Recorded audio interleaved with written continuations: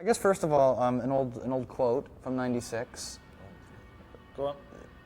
You were probably joking, as always. Go on. But in 1996, you said something to the effect of, you know what, maybe it might end in 5 years. Right. And here we are 5 years later, Yeah. and there's no slowing down. No. Well, I apologise for that. I don't know. I'm quite a moody character, so I was probably in a bad mood that day.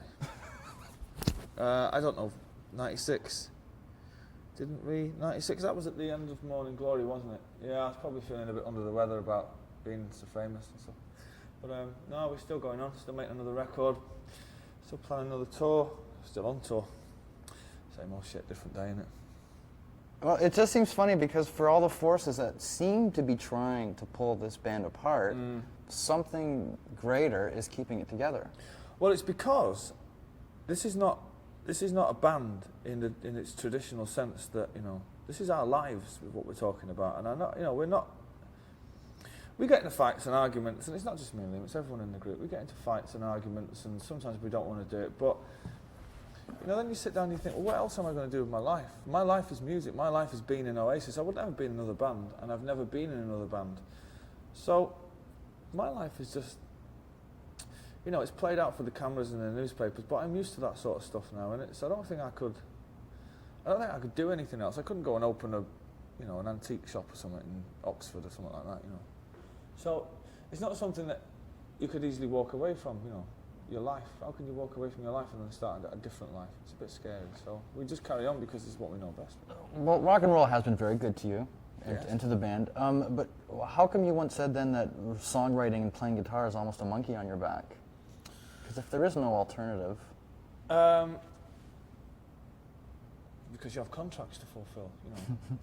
And you can't just write music for the love of it, you know. You can't just write albums and put them in the shops. There's got to be you know, it's like everybody's, see now we're on this tour with the Black Crowes, everybody's looking for the angle, and the angle is that there is no angle, it's just the fact that we like going on the road and playing music. We've got no album to promote. We're just doing it for the love of it. You can't do things for the love of it, you know. Say if I wanted to go in London and pick up the guitar one night and just go and play in the local pub, you know, to play some songs, you couldn't do that. You know, there'd be a security issue and blah, blah, blah, and how much are we getting paid and all that nonsense. So You couldn't or you wouldn't? I couldn't. I would. You would, yeah. Okay, absolutely, yeah. But it can be a chore.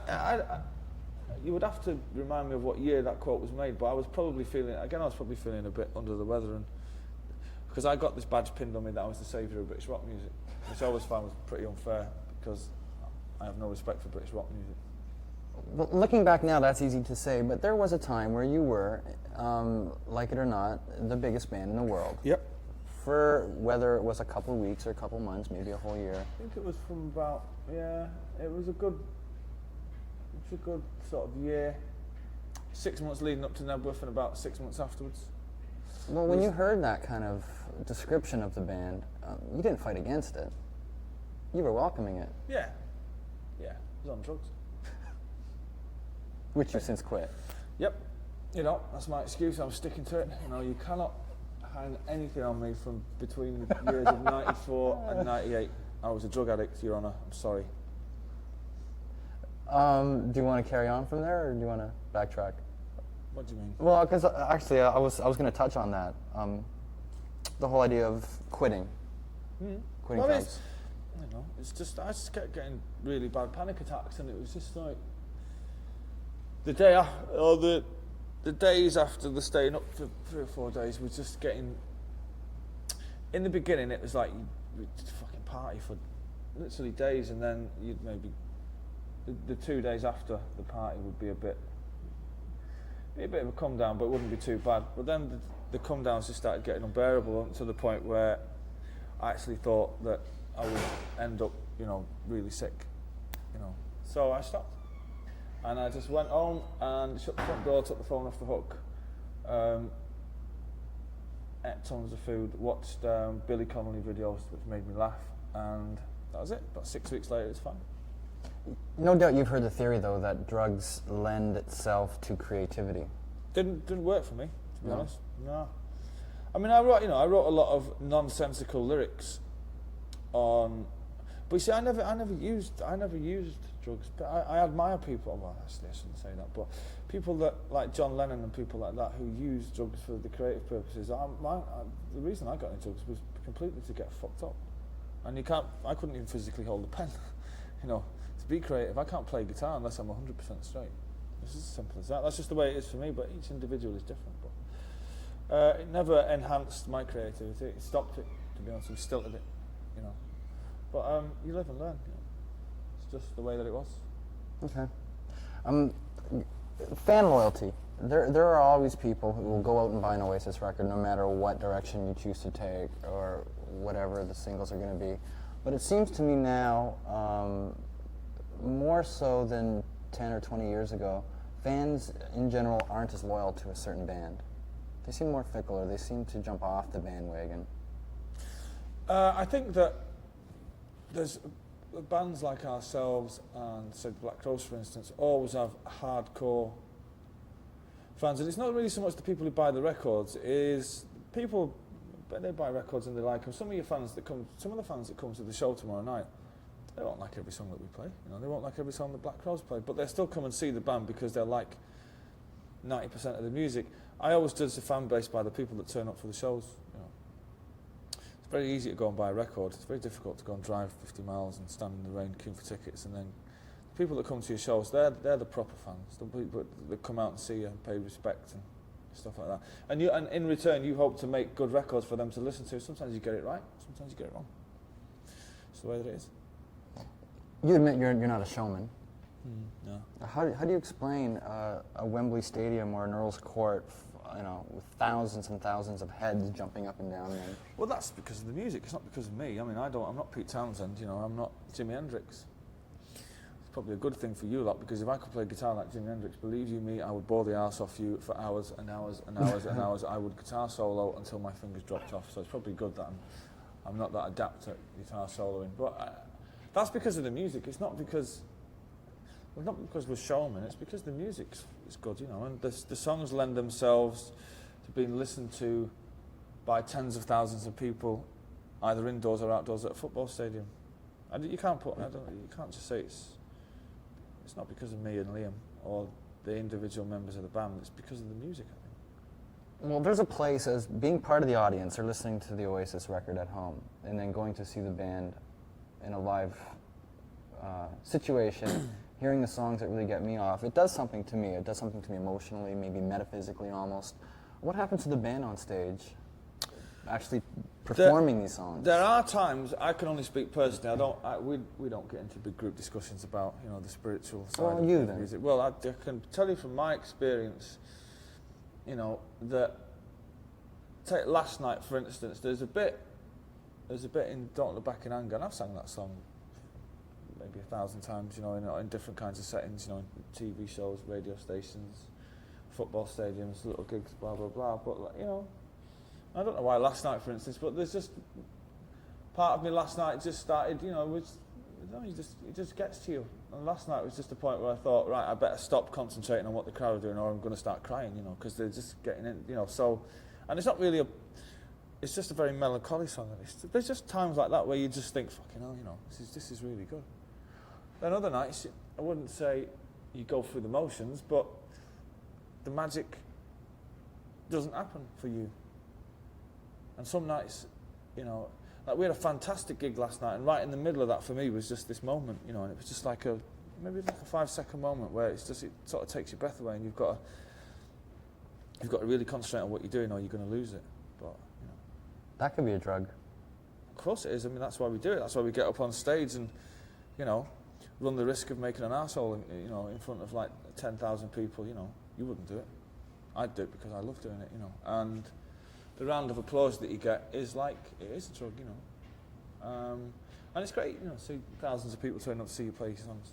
There's nothing better than that, I don't think. Are you still ambitious? Not as ambitious as I was. I achieved everything I ever wanted to achieve out of the band a long time ago. You know, the aim was to make the best records. I think we've made 2 of the best records officially by any British band ever. That would definitely maybe a Morning Glory. I still hate being here now, I can't stand it.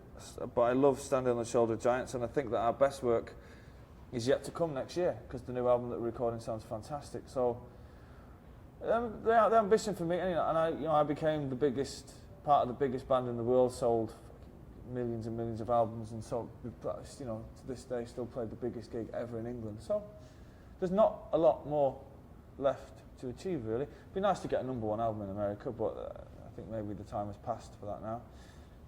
The ambition that I have, is personal ambition, is just to keep going as long as possible and keep writing, keep making good records, and keep getting people out of their armchairs at home and into venues, no matter how big or how small, just to keep seeing the band, really. And to keep the whole thing going, I suppose, is an ambition. But you don't leave ambitious things about being the biggest band in the world to young people, That's their right. Leave all the competition stuff and the competitiveness to the young kids, because that's, they've got the stamina. I can't be bothered with it anymore. I'm in bed at 11 o'clock every night now, anyway. Because you're an old man now. I'm an older gentleman. I'm not an old man, not just yet. I'm older. Do you think Americans and I'm going to lump the Canadians in with the Brits, I think, because we are very similar, more similar to the British, I think, than we are to Americans. But are the two going to have a different look at Oasis as far as history goes, do you think, one day looking back? Who knows? I don't know, because it's like, if the band was to end tomorrow morning, then we could sit down and discuss Oasis and put a full stop behind it. But because it's still going, who knows what, the next record might be the biggest record we ever make. Who knows? That's the beauty of being in the music business. I don't know. I think undeniably we'll go down as one of the greatest British bands of all time. If we don't, then it's an absolute outrage. As for how we're perceived on the world stage, I don't know. I don't know. I think we'll probably be remembered, unfortunately, for that one song, which was not "She's Electric," of course. I don't know. I don't know, because the band's still going. I don't know. It's hard to say, isn't it? Is some might say part of the set list tomorrow? It was for the very, very, very first gig, but Liam has trouble putting it across these days, so we spared him. He keeps getting the words mixed up, so we spared him the embarrassment of doing it every night. So we're not doing Some Might Say No, unfortunately, because I think it's the best song. I think it's the best Oasis song ever. So, oh, really? Oh, without a doubt, yeah, without a shadow of a doubt. It's always been one of my favorites. Well, it was our first #1 in England as well, so it'll always be special. Why? How much time do we have, by the way? 10 minutes. Oh, good. Okay. Something I've always wanted to ask you, and I've always forgotten after the interview when you walked away. The word "shine" comes up a lot Wait till you hear the new album. in Oasis songs and Yes. albums. Has anyone picked up on that? I'm sure they have. And the word "rain" as well.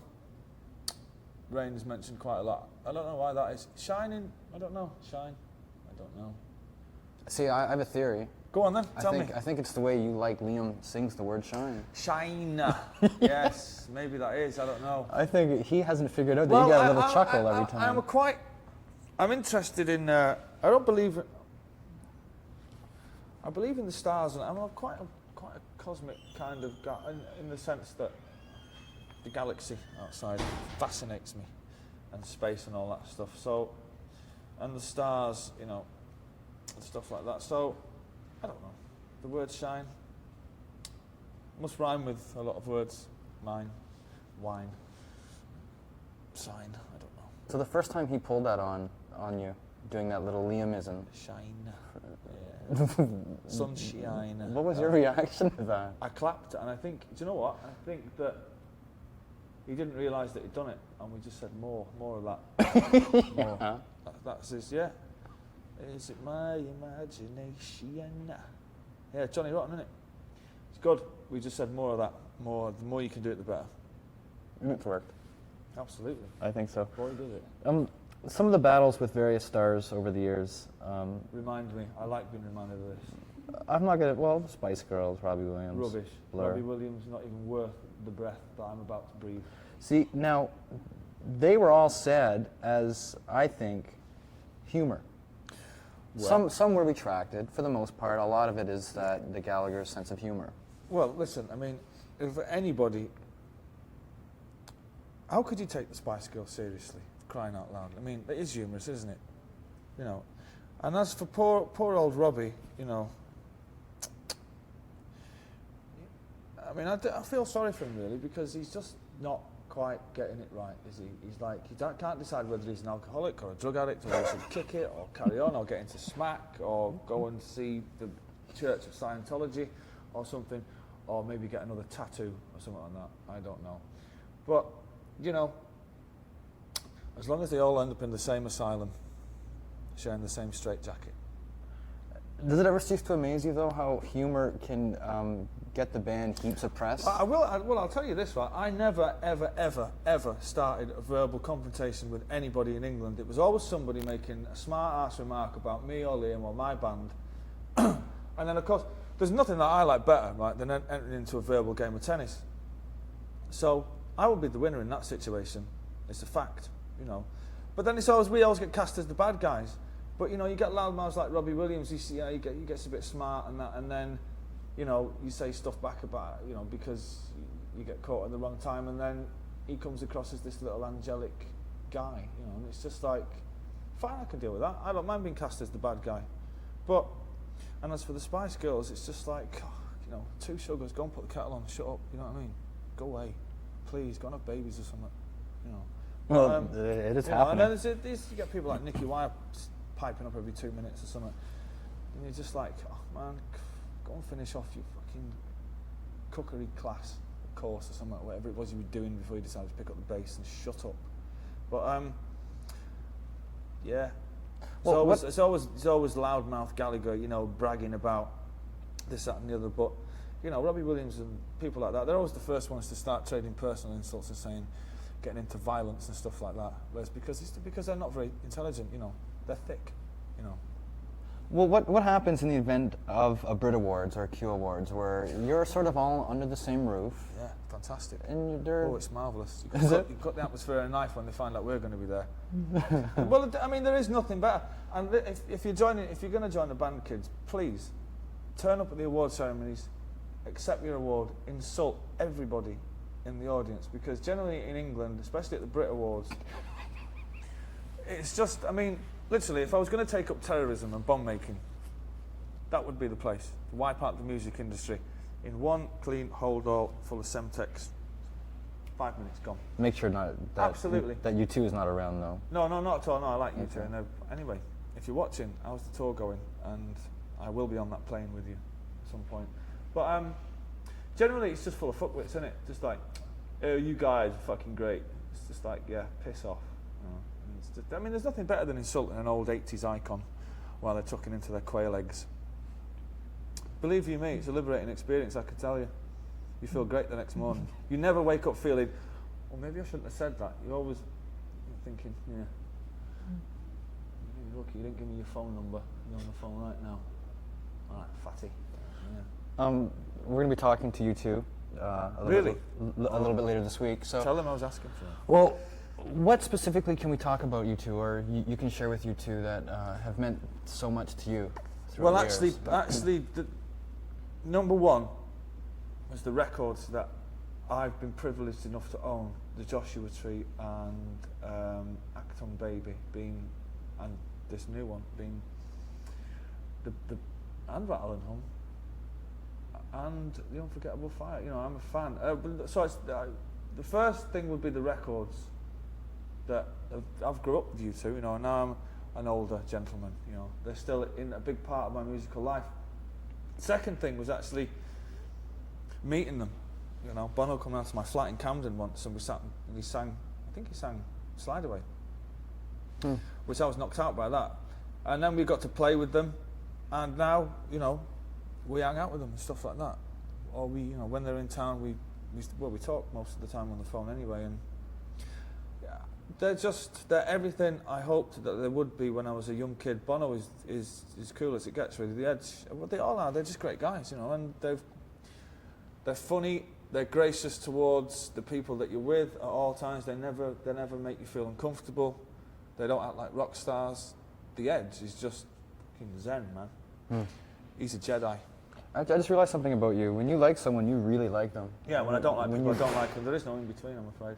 I wish there was sometimes. There isn't. I either love you or hate you. But no, the Edge is like a Jedi, man. It's like Yoda. Yes. Okay, well, a couple quick questions here to wrap this up. Thank you. This will be a great special, by the way. Who do you have a crush on, if anyone right now? My girlfriend, Sarah.